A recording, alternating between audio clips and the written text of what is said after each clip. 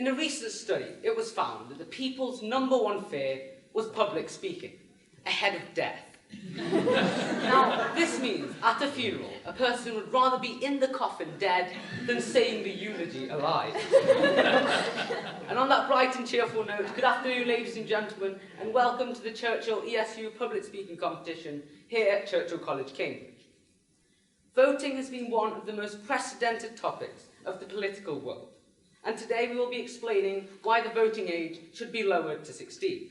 And speaking on this motion, on my right is Rhys Griffiths from Bro Morgana School, and on my left is Adve Mehta in Year 9 from Newcastle Sunderland School, who will be undertaking the role of questioner at this presentation. My name is Joel George, and I will be your chairman. Adve has many public speaking grades, and Rhys has a great interest in history and politics, so they are definitely experienced enough to explore the topic further. And to reiterate what King Henry VIII said to each of his many wives, I shall not keep you long. So now I invite Rhys to take the stage.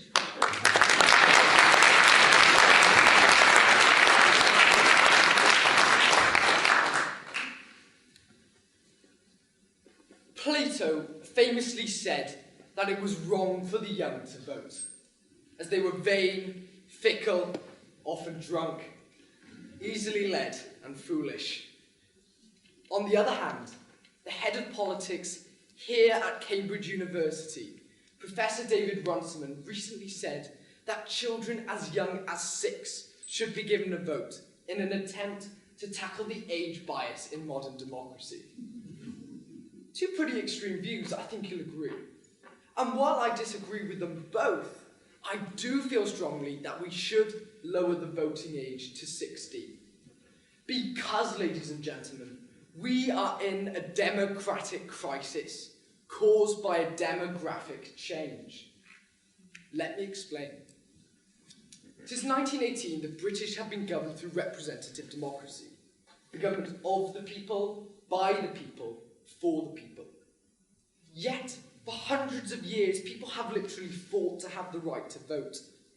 And since the Reform Act of 1832, the electoral franchise has extended slowly, one small step at a time, to include women, the working classes, and young adults. And these decisions have greatly reinforced our democratic process. For more opinions make a better democracy. Once, society was divided by class and income, but now age threatens to imbalance our core democracy. The population is living longer, so the proportion of older voters keeps on increasing. And so today's political parties are naturally incentivized to govern Britain only in the interests of the elderly. And in the next 50 years, the number of people over 65 is set to increase by an additional 8.6 million. Now that's roughly the size of London. The result of this change is that young people are massively outnumbered, creating an inbuilt bias against governments that plan for the future. If the voting age is not lowered to 16, politics will be left to people who aren't going to live into the future and care only about the present, leaving millions of younger people feeling alienated and frustrated. I think it should go without saying that young people should have their say in their future. A future where many face bigger challenges than their parents, with job insecurities, temporary or zero-hour contracts, increased debt and diminishing chances of owning their own homes all weigh heavily on young shoulders. Plato may have been right about young people in the 5th century BC, but now young people are better educated, better informed, digitally savvy, and more concerned about their world than any generation before them. 16 and 17-year-olds are proving to be politically aware and adequately mature to make informed decisions. And many countries have seen the benefit of lowering the voting age to 16. For example, Austria, Germany, and Norway have seen the benefit of engaging teens, creating lifelong voting habits in an attempt to rebalance democracy. Closer to home, the teen cohorts have had the vote in Scottish elections since 2014 and will be included in the EU elections next month. Because Winston Churchill once commented, "The best argument against democracy is a 5-minute conversation with the average voter." For foolishness and selfishness are found across the population. Immaturity is not confined to youth, nor insight guaranteed by age. Entitlement to vote should depend on a status as a citizen who is old enough to understand the gravity of their decision.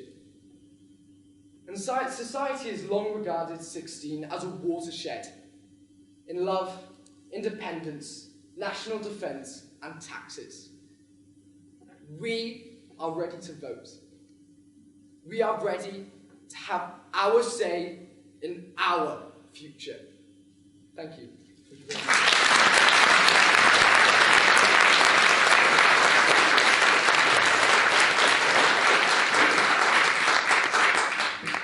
Thank you for that illuminating speech, please. And now I would like to invite Adve to explore the topic further.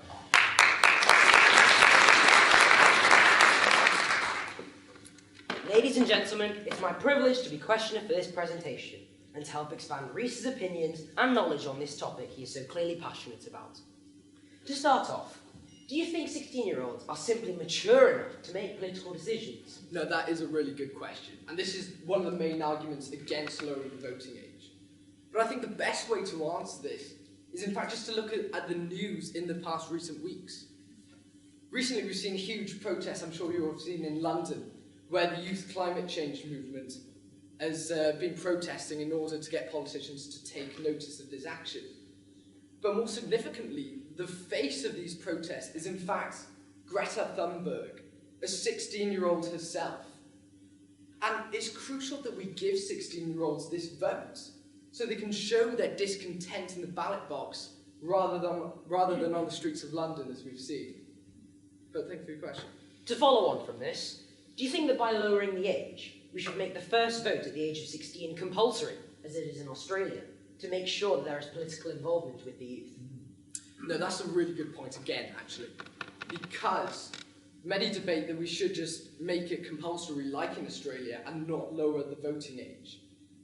But the issue is, the reason we have a low voting turnout among 18 to 24-year-olds is that there's this general feeling going around that young people and many people aren't being represented properly by politicians. So by lowering the voting age to 16, we'll be able to bolster the opinion of young people in the country, and like I say, create balance in our nation's democracy. As you just mentioned, 18 to 24-year-olds aren't very politically involved at the moment. So surely we should focus on making them more politically engaged and aware, instead of lowering the age straight to 16. Like I say, the reason 18 to 24-year-olds don't generally come out to elections is because they feel massively outnumbered. And it's crucial that we do lower the voting age, because the nature of democracy is that we try and include as many diverse opinions as possible.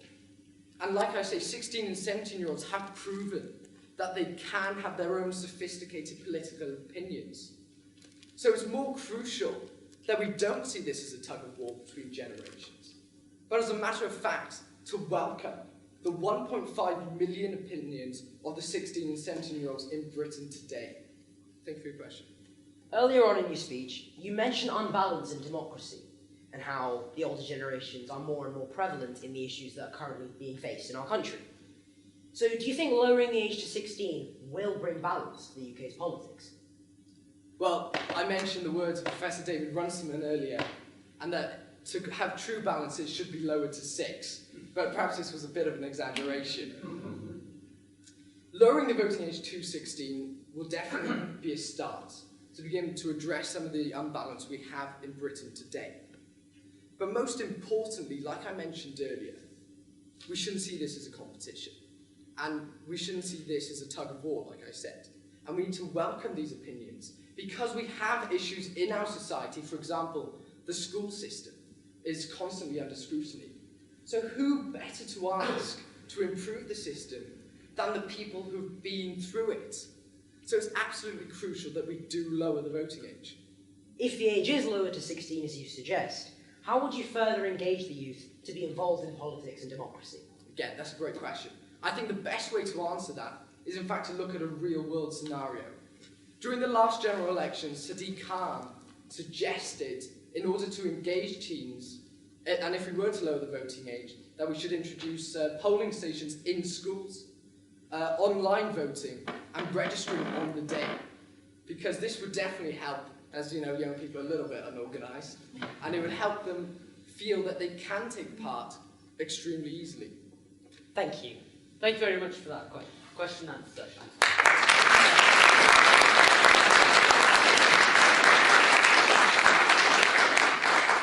Now I'd like to open up to any questions to the floor. Yes, please.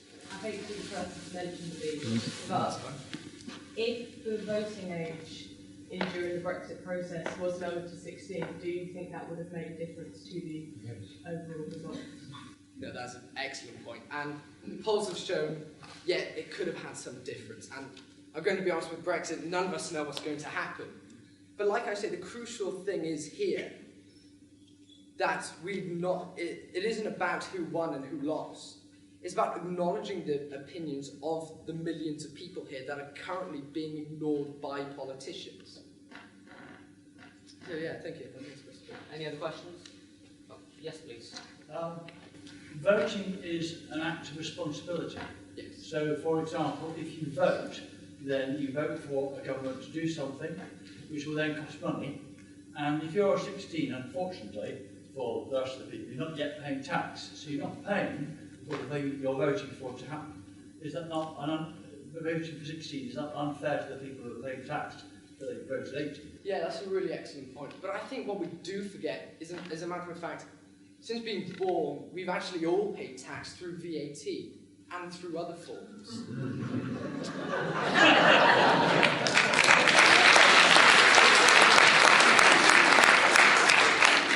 So definitely, we've all given a share to our nation's democracy, and therefore I think it's fair to say that we deserve the vote. But thank you for your question. We have time for one more question, please. Keep your answer. Yes, please. Though we can argue that they are bright young adults, it is commonly stated that you grow wiser with age. And no matter how intelligent you are, we haven't fully experienced the world. And with that 2 extra years, we could gain that experience, expand our view of the world, and further solidify our points of opinions. So, yeah, that's an excellent question, like I say. And this is a big argument against lowering the voting age. But what I would argue is, as a matter of fact, young people now have replaced their lack of experience with better information. And I think the best way to answer this is from looking at my own personal experience. Back in Wales, the Welsh government have introduced the Welsh Baccalaureate, which gives children an opportunity to learn about subjects they wouldn't necessarily learn about in history or biology, like finance and, more importantly here, politics. And these lessons have been really crucial for me to learn things I wouldn't necessarily have learned about unless for them. And I feel, because of them, I'm a better citizen and more prepared to take part in our democratic system. So thank you for your question. Thank you very much, Rhys.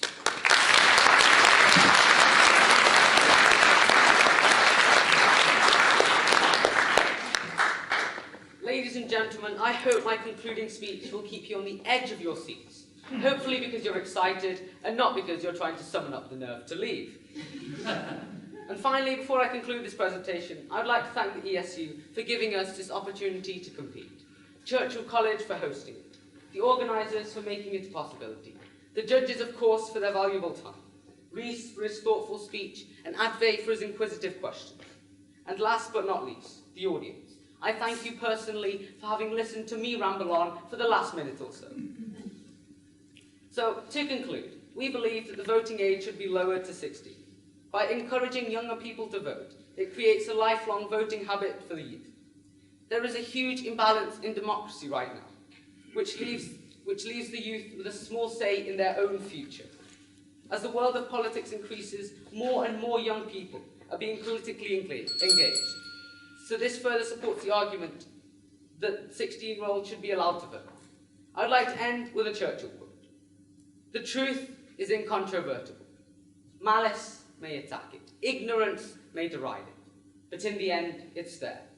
And the truth is that 16-year-olds should be allowed to vote.